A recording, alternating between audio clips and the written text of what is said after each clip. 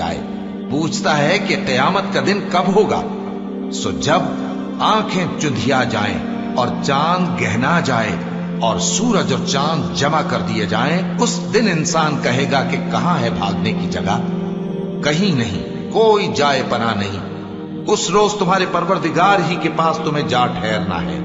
اس دن انسان کو جو عمل اس نے آگے بھیجے اور جو پیچھے چھوڑے ہوں گے سب بتا دیے جائیں گے۔